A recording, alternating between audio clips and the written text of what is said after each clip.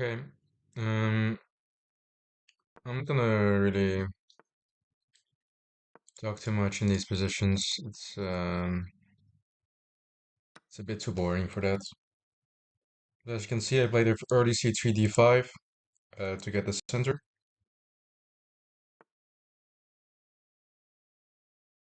Bishop d3, usually where the bishop belongs, looks at h7. Wants to capture here after capturing here, so we just defend it.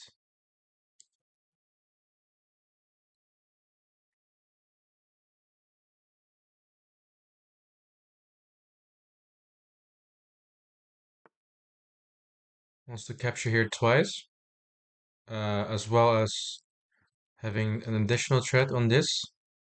So that's actually a really good move. And if I would play this move, however, then after knight takes, we're still defending this twice. Um, yeah, I think so. And after knight takes, we just take with the bishop, queen takes, knight takes there. And this knight b4 move is usually met with bishop e1, and then we get this knight away with a3.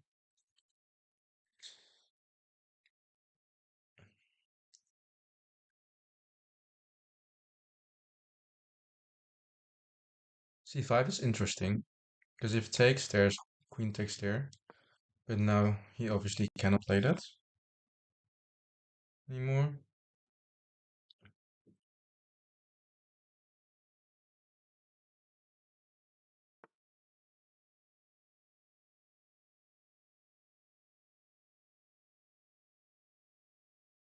Let's play h3. Ask the bishop to go up or half of the pitch. That must give us some positional value of some sort. No. His best piece is gone, and our worst knight has evolved into a better knight on f3. We're also threatening moves like bishop g5, which you just prevented, and here, as castling is a move. Bishop h2 is not a move, because then we would blunder that. So bishop d3 to maybe play rook c1. I think it's a good alternative. Also, he has very weird development, I would say. Like he would have to develop his knight two moves and the bishop then once. In the meanwhile, we can just storm on this other side of the board with moves like this. So I have high hopes for our position here.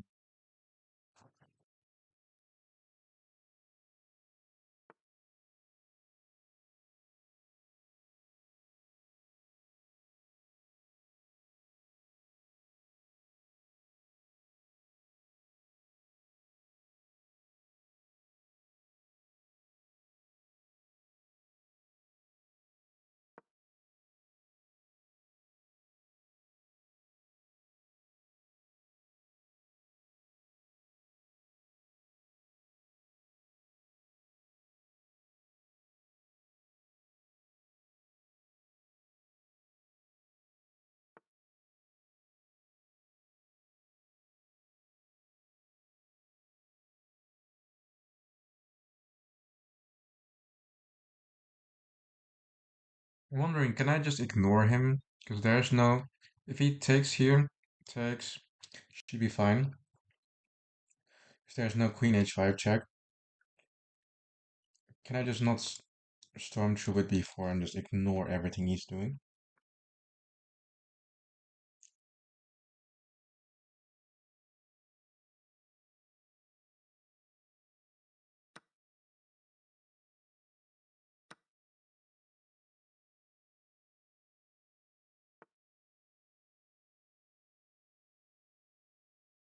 But now, if every move is good,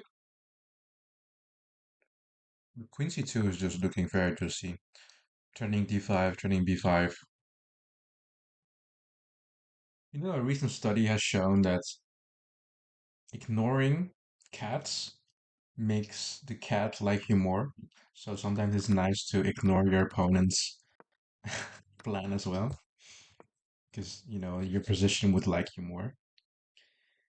But it depends, because now um, our opponent clearly is ignoring the wrong cat, and we can just storm through with d5.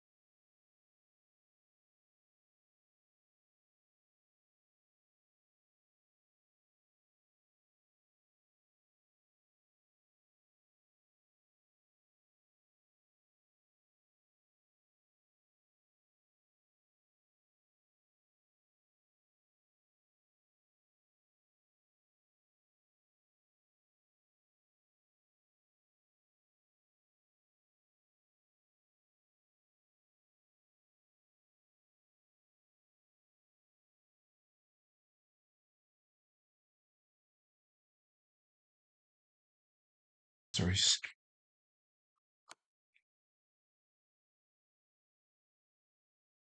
Yeah, so here, I can take with the pawn, but I guess it's just simplest to take with the queen. Let's not forget I have a queen and that we are like up massive amounts of material.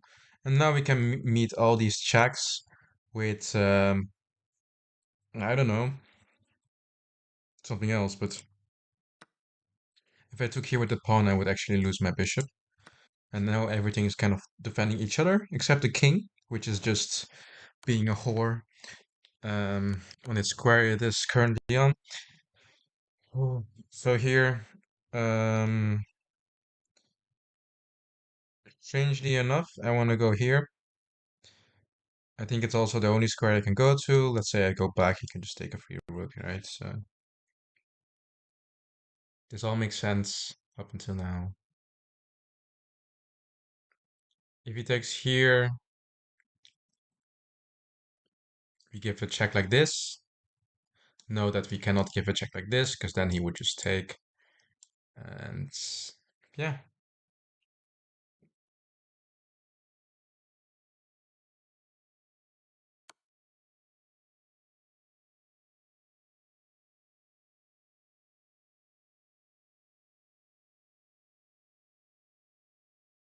we just take rook h8, back, queen e4, queen f5, queen e3, queen e4, queen f5, queen here, king is there. Oh, there's rook c2. I didn't see that.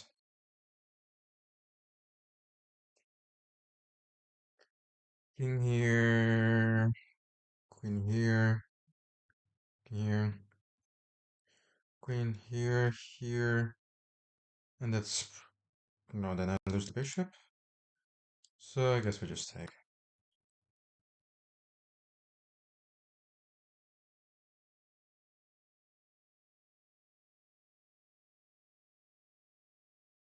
Queen d4, king g3, queen here, king here.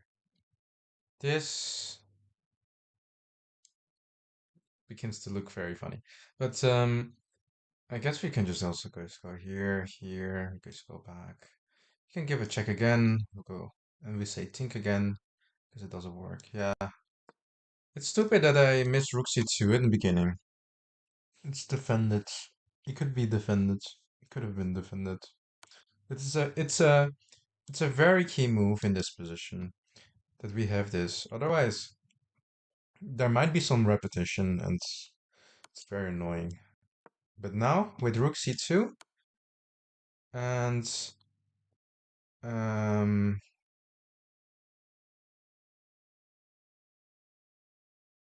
yeah, with rook c2 everything is just easy. Because now there are no checks anymore. And yes, I thought we could get away with a rook c1 somewhere. Um, yeah, I'm sorely mistaken, I guess.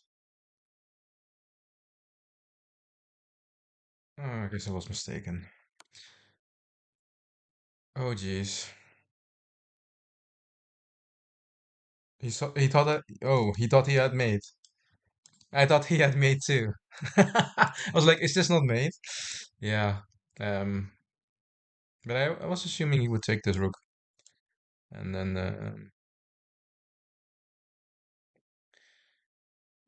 then maybe we have check, king here, check, king here, and then there would be maybe this bishop b5 check. Wait, I'll show you later in the analysis that even after blundering the rook, we probably were winning. Um, but that was a very nice pattern recognition from him.